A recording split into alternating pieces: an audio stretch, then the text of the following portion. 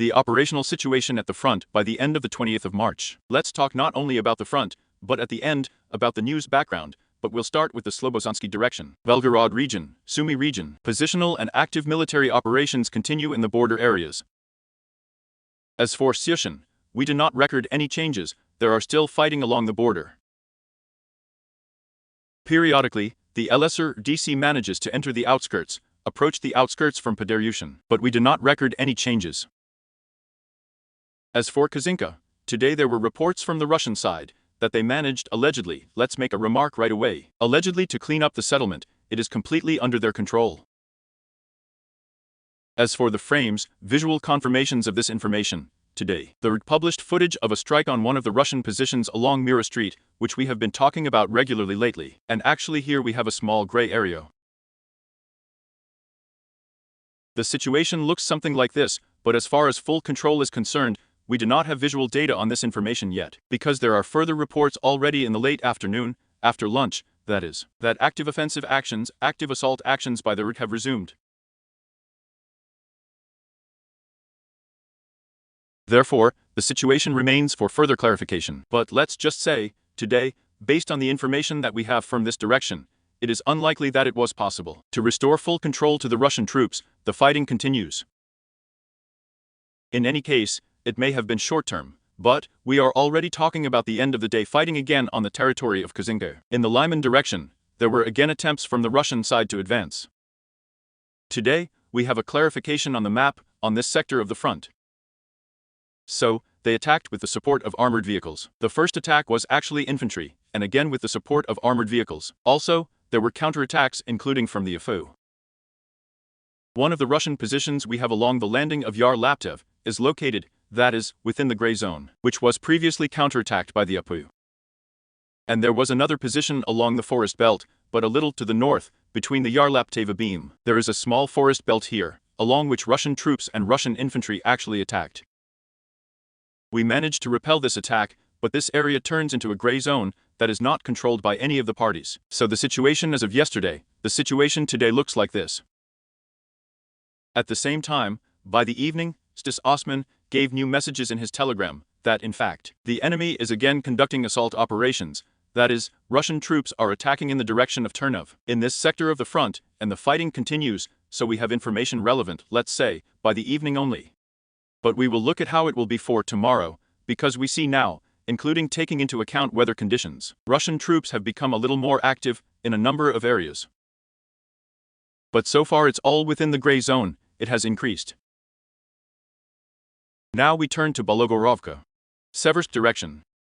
It means that the AFU has published footage where they are clearing one of the positions that was previously under the control of Russian troops. This is our position within the gray zone remains. So well, they actually conducted a counterattack, and in fact the site remains in the gray zone. So far we are not changing it, because there was no information that Russian troops were clearly entrenched on it. But we see so far a counterattack by the AFU in this area, therefore without any changes. But as we can see, if we spoke for Bologorovka before, a month ago, there were really very serious offensive actions on the Russian side. We tried to attack north, east, southeast of the settlement of Bologorovka.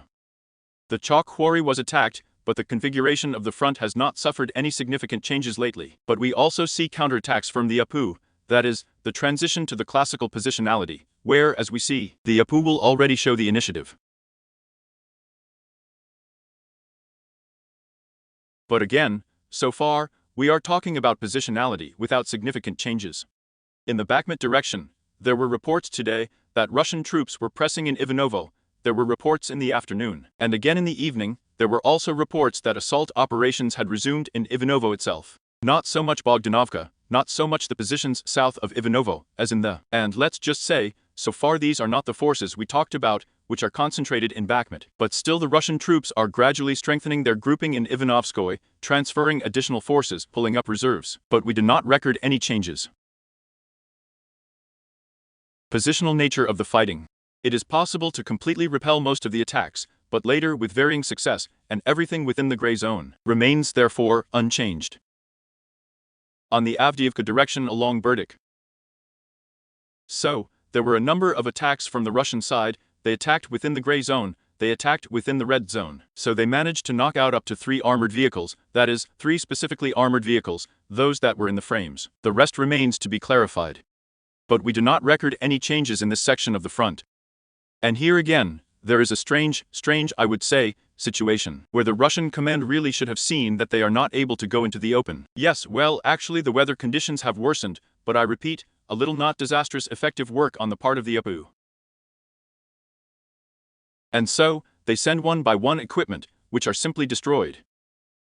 Actually, we are. Why am I saying this? Because we have already said before, that the Russian command seems to have drawn conclusions here. We saw that they mostly stopped attacking on sunny days, that is, they see problems and so on, but in fact they don't. We even overpraised their command a little, but it's better to overestimate than underestimate, as practice has shown. Therefore, we do not record any changes in this sector of the front. As for Orlovka, there were reports today both north of Orlovka and south of the activity of Russian troops in the dacha village of Rasvet and Tonenkaya. It means that with regard to the northern Orlovka, here the enemy, in a section up to 750 meters wide, took control of one of the roads going to the road section, to the intersection with the road about 0542, and along the forest belt, has gained a foothold, and is making attempts later to attack in the north direction. As we talked about on previous broadcasts, that they will definitely take in the direction of the beam, and there is some activity in the area of the beam itself, they are taking assault actions.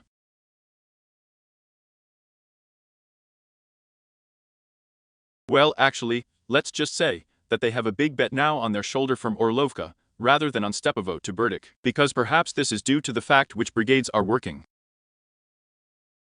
Of course, this also plays an important role, but we see that the 47th is working very seriously here, and just no matter how many assaults there are, yes, most of them can be repulsed. Although the enemy's advance in the previous days, we observed minimal, but this is a very big price that the Russian troops are paying, because today, there are no advances, but 3 armored vehicles. This is only one of the assaults managed to destroy. Therefore, such a moment.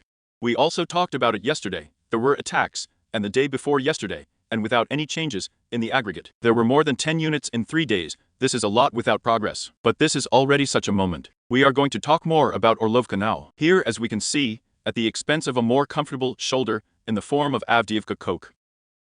And about what we talked about a few months ago, about 3 months ago, in January, when I said that they would be mainly due to the fact that they sent a little superiority in Padrans. They would naturally focus more on a short logistical shoulder than on activity in open fields.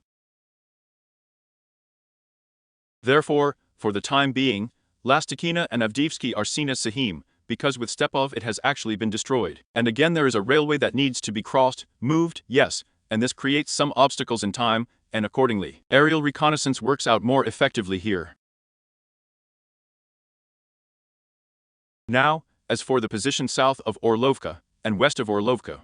To the west of Orlovka, the Derg was undertaken, the activity of the Derg from the Russian side, in the share of Yelikin Street, to the western part, which is located west of Arzaryensky Rate. But this is still the activity of sabotage and reconnaissance groups. But with regard to the south of Orlovka, there is quite significant activity here now.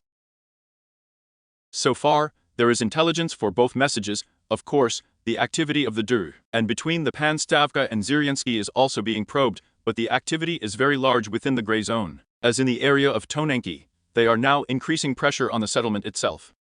Well, there were also messages from our fighters directly from the field, in the late afternoon, that a very large number of strikes were air bombs, that actually you also need to understand the situation with drones. But there are also air bombs, and this is a slightly different situation when positions are broken, you have to withdraw, because you don't have borders where you can hold the line. Well, actually, it becomes more dangerous to work with Fedrin operators in the same way. Therefore, there is such a moment, they are strengthening now on a thin one, making attempts not only thin, and I repeat, the summer village of Dawn, there are also a number of attacks on it. But we conditionally have this situation to clarify, because there are battles going on now. Well, the Avdiivka direction is also continuing the assault operations, they resumed just in the evening. Although there were reports that they had been transferring additional forces since yesterday, and in fact, that they would begin to increase pressure in the near future, this also exists. But there was no daytime broadcast, I didn't have time to inform. Therefore, by the evening, we see that they are pressing on Pervomaysky without significant changes, but there are also active hostilities on Novelsky without any changes. On Krasnogorovka, the city of Krasnogorskrovka, there is a very interesting moment. You know, I would say plus or minus. For someone it's a plus. For me, for the Russian military commander Ribber, minus. The fact is that I told you, I did the analysis 3 weeks ago, 2.5 somewhere. According to the situation where we analyzed the geolinking of drone footage, where the Russian positions were, where the positions of the Apu were, that what they noted was impossible, because there is a number of large supports that had to be taken. But in order to advance and gain a foothold along the railway, along the southern part, that is, the southern railway in Krasnogorovka. And then we talked to you. If they were lying, they were actually lying, then very, very convincingly. And yesterday, in the evening summary of the Russian military commander, we are doing the opposite in the evening. We added a gray zone, because Russian troops were present here. But the Russian military officers, on the contrary, painted a minus from the southern part, but actually they were not there. Why do they make a minus sign? Because yesterday, at the broadcast on GeoIntegra, we were sorting out where the positions of the advanced Apu are. So, where the Apu worked as a tank, where the Apu infantry, that is, the enemy also published all this, they have a minus. But we have a plus. On the contrary, we noted where they are present. But the information that they were held back then for actually a week, it did not correspond to reality. So now they are starting to paint, show counterattacks, but in fact these counterattacks were a week ago. Therefore, the situation remains unchanged in the Krasnogorovka area. As for Georgiivka, they are pushing here, but they continue to push. At the same time, there are a number of attacks in the fields, along the forest belts. We do not record any changes by the end of March 20th, except that the assault operations continue within the gray zone. In other words, there are also no attempts to improve the tactical situation. We move on to the South Donetsk section of the Novomykhailovka front. There are minimal changes here. It means that an attack was launched from the Russian side, with the support of 3 armored vehicles. They attacked from the fortified area of the Menagerie, in the western direction, that is, along the forest belt. They managed to reach the intersection, respectively. The intersection turns into a gray zone, and all 3 units were hit and destroyed. Knocked out, then finished off in front of the drones. As for the personnel, their fate is unknown, but in any case, the attack was repelled. In addition, we added a small section of the gray area at the T-shaped intersection. Therefore, we do not fix any changes. But at the same time, we have been seeing and saying a lot lately that they are trying to break through just north of Novomykhailovka, that is, to get around what we said, that we actually predicted with you on February 1st, that despite the assault actions in Novomykhailovka itself, the main goal is precisely the encirclement, to get to the road section Konstantinovka-Novomykhailovka. And now they are making a lot of efforts, but additional measures have also been taken by the AFU. Additional lines of defense have been erected, taking into account the vector, and since this section of the road is just the same. Therefore, we do not record changes here. Therefore, the enemy will most likely try to continue to carry out assault operations directly in Novomykhailovka itself. Because, well, indeed, more than 20 units have been lost here over the past week. Despite the fact that in fact there are not northern days, no changes have been recorded south of Novomykhailovka. That is, within the gray zone, but again retreated to their original position. But the point is not controlled, so this throw has moved into the gray zone. Moving on. Veliko-Novoselkovsko direction is unchanged. On the Zaporozhye sector of the front, there are active hostilities both in the area of work on and in the area of Perbolv. Everything remains within the gray zone. And I will comment on the markets, then we will move on to the news background. There is very interesting news, let's say predictable, I would say so. And actually, you probably also, at least those who listened to me before, yes, understood that everything was coming to this. Because I saw your comments about the RAP system and so on and so on.